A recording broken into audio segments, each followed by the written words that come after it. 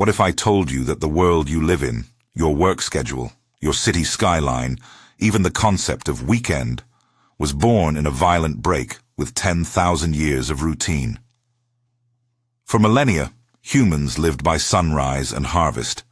Then, almost overnight in historical terms, that ancient rhythm shattered. The question isn't just how it happened. The real question is, could we ever go back? Before we step into the smoke and steel of the 1700s, subscribe and like this video. If you're fascinated by the turning points that shaped modern life, the moments when history accelerated, you'll want to follow this entire series. And trust me, the deeper we go, the more you'll see how much of today was forged in those first factories. Now tell me in the comments, do you believe the Industrial Revolution improved human life overall? Or did it create problems we're still trying to fix? I want to hear your take before we dive in. For 10,000 years, human life moved to the clock of the sun and the seasons. Plow at dawn, harvest in the autumn, spin and weave by hand through long winters. Then, in the span of a few decades at the end of the 1700s, that familiar rhythm snapped. Machines began to do work people once did. Coal replaced muscle and wind. Production shifted from scattered cottages to concentrated buildings full of clattering frames and hissing steam. That abrupt restructuring of how people made things, moved goods, and organized labor is why the 1700s Industrial Revolution was a game-changer. It multiplied human productive power, rewired economies and social relations, and launched a pulse of global integration whose aftershocks we still feel today. To see how that happened, we need both the big picture and some human-scale scenes. We'll look first at why Britain was the early launchpad, the 5 pillars that made mechanized industry feasible there. Then follow a concrete chain of innovation in textiles, move underground to coal and mines, and up into iron and steam. Witness a transport-powered acceleration with canals and railways, and finally examine the social and environmental costs and the ways people responded. Along the way, I'll show how the pattern of invention plus institutional readiness allowed a local transformation to become a global one.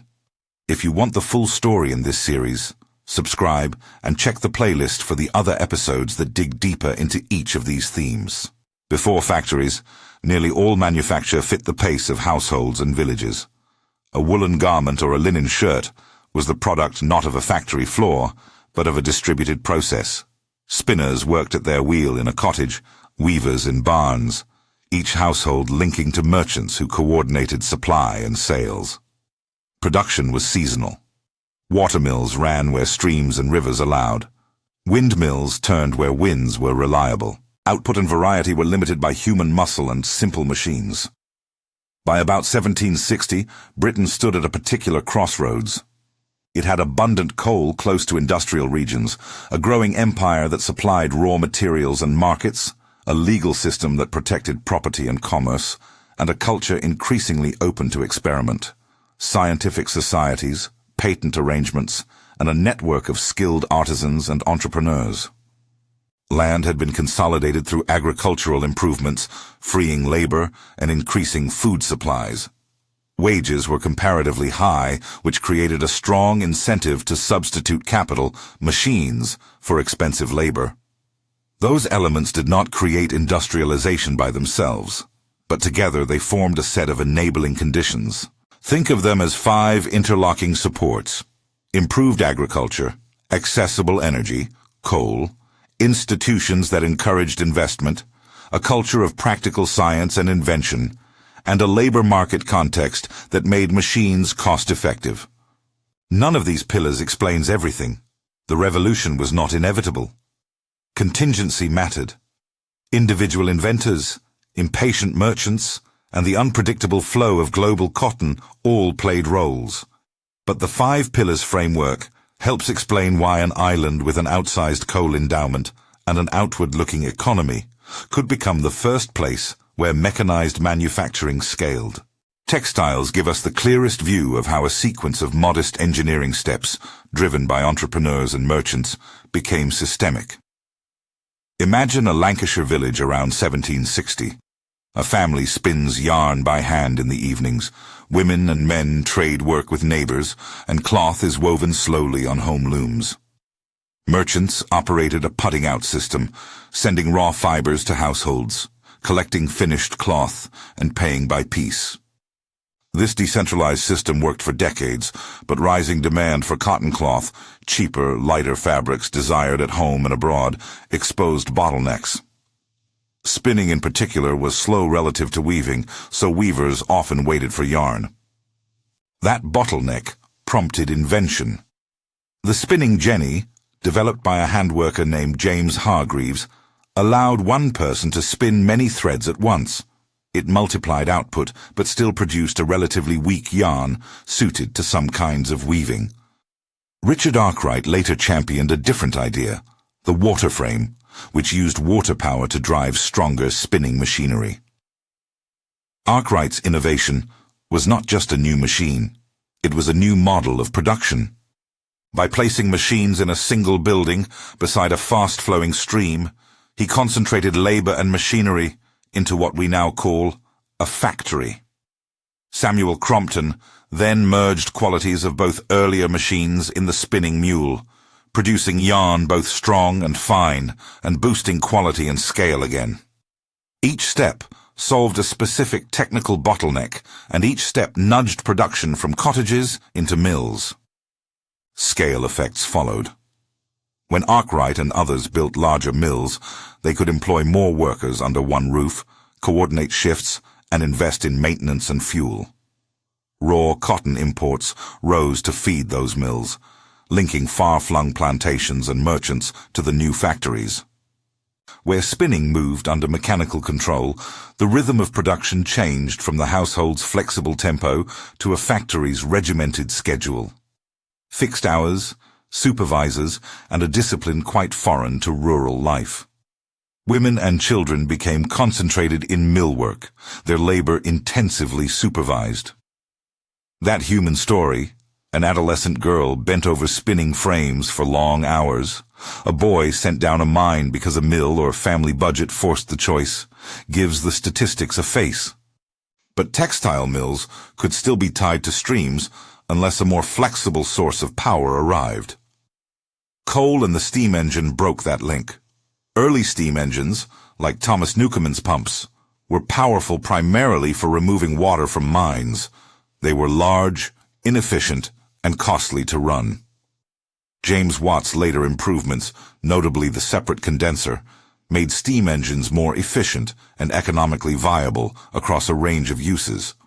Watt's partnership with an entrepreneur businessman, Matthew Boulton, combined technical invention with capital and marketing.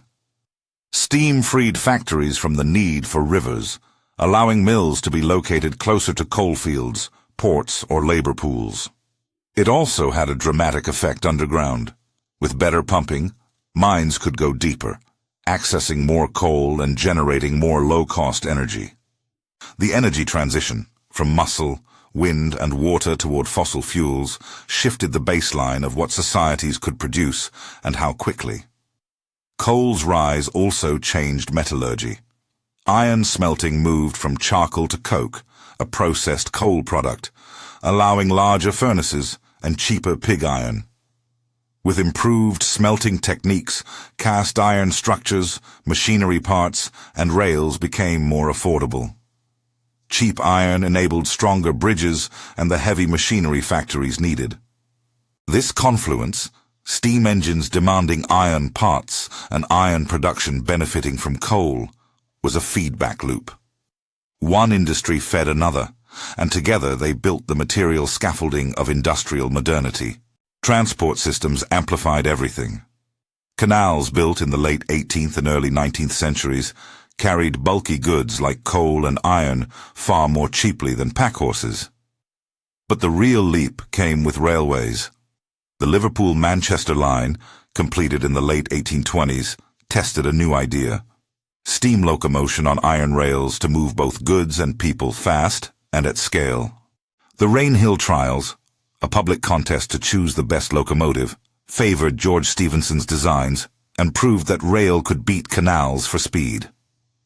The opening of the Liverpool-Manchester Railway sent an unmistakable signal. Distances that once separated markets were no longer fixed obstacles. Freight and passengers moved in hours rather than days, reducing transport costs, expanding markets, and knitting regional economies into national and then international systems. Where textiles had shown how machines change production, transport demonstrated how machines change circulation, and together they multiplied economic possibilities. This growth came with stark human costs. Cities ballooned as rural families migrated toward mill towns and mining districts.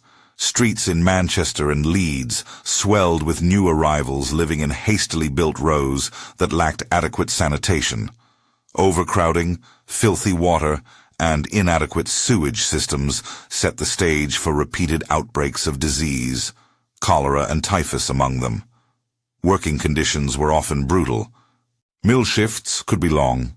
12, 14 hours were not unusual, and child labor was common because families depended on every wage earner. Coal mines were dangerous, with collapses, explosions, and chronic respiratory ailments. Pollution blackened the skies and fouled rivers. Smoke from coal and effluent from factories transformed landscapes that had once been pastoral into zones of soot and runoff. People did not accept those changes passively. Machine breaking, what we now call Luddism, was a protest rooted in fear for livelihoods as well as in social dislocation. Workers smashed specific machines they saw as threats to their craft and livelihoods. Observers and critics, from romantic poets lamenting the loss of rural idylls to social analysts like Friedrich Engels documenting urban misery, offered sharp critiques of the new order. Political movements and labor organizations began to cohere. Unions, strikes, and political demands for improved working hours and safety emerged through the 19th century. States gradually responded with legal reforms. Early factory acts limited some child labor and set basic standards, and public health measures slowly improved urban conditions. These were partial remedies rather than instant fixes, but they marked the beginning of organized social negotiation about the costs of industrial change. The Industrial Revolution did not stay British. The story of diffusion is a mixture of imitation, adaptation, and local institutional differences. In Belgium, engineers and entrepreneurs replicated British technologies and adapted them to local coal and iron resources. Wallonia became an early continental center of heavy industry. In the United States, a different path fused industrial production with innovations like interchangeable parts and factory systems tailored to a continental market, an approach that later fed American mass production. Germany industrialized more slowly, but built a strong technical education system and a combination of private banks and state support that produced heavy industry and chemicals. Japan's Meiji leaders, observing Western power, embarked on a deliberate program of learning. They sent students abroad, hired foreign experts, and built factories and railways in rapid succession, transforming within decades a feudal economy into a modern industrial state. Each country's trajectory shows that technologies move, but institutions, social arrangements, and political choices shape how those technologies remake economies. The cultural and political reactions mattered as much as the machines. Romantic poets and painters criticized an aesthetic loss, the blackened rivers and regimented factory routine, while political thinkers like Karl Marx and Friedrich Engels analyzed the new class relations that industrial production created. Marx and Engels argued that wage labor under large-scale industry produced new forms of exploitation and class conflict. They read the patterns of factory discipline, precarious work, and urban poverty as systemic, not just accidental. These critiques fed labor organizing and political movements that would, over later decades, push for expanded rights, social protections, and different political arrangements. It's important to avoid the trap of portraying the Industrial Revolution as morally straightforward progress. It did produce staggering increases in output and a proliferation of mass-produced goods that lowered prices and broadened access to clothing, tools, and other consumer items. At the same time, it created concentrated wealth, expanded social inequalities in new ways, and initiated environmental burdens, air and water pollution, resource depletion, and the opening of a carbon-based energy regime whose consequences accumulate across centuries. The revolution's gains were real and profound. Its costs were also real and often borne by those least able to escape them. By the mid to late 19th century, another wave of technological transformations was already visible. Steel production scaled with processes that made it cheaper and stronger. Chemistry produced dyes and new industrial inputs.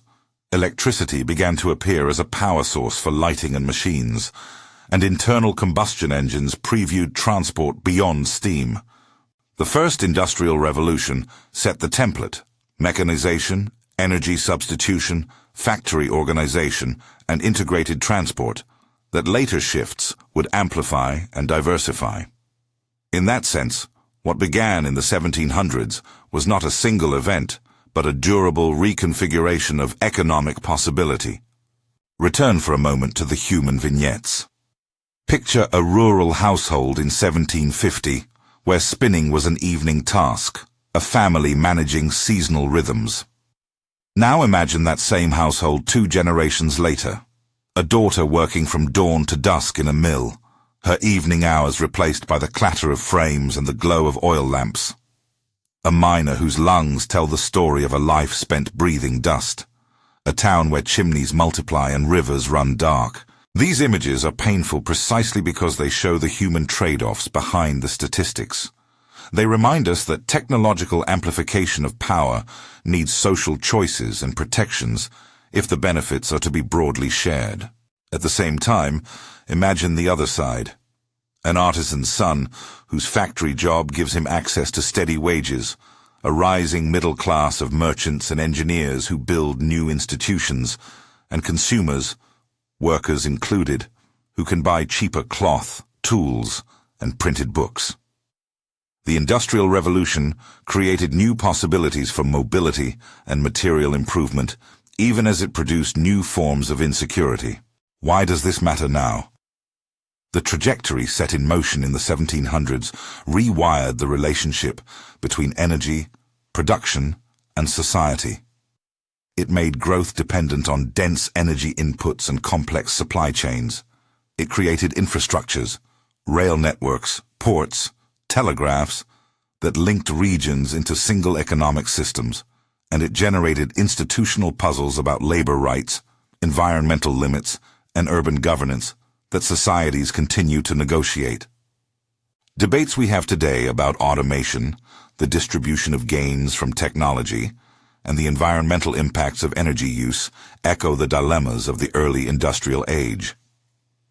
The Industrial Revolution was a game changer because it changed more than how goods were made. It changed the scale, speed, and social architecture of economic life. To sum up, the Industrial Revolution of the late 1700s mattered because it combined multiple, mutually reinforcing changes: technical invention in textiles and steam, abundant coal and improved iron, institutional conditions favorable to investment, and transport systems that connected markets. And because those changes multiplied productive capacity while reorganizing where and how people worked and lived. Its legacy is double-edged: extraordinary increases in production and a material standard of living for many, alongside profound social dislocations and environmental costs. Understanding that complexity helps explain not only how we arrived at the modern world, but also how we might manage the next waves of technological change. If you want to keep exploring, the next episode examines the Second Industrial Revolution, the rise of steel, electricity, and chemical industries, and how those innovations deepened and diversified the patterns we've just traced. If that sounds interesting, click through to the next video in the playlist and subscribe so you don't miss it.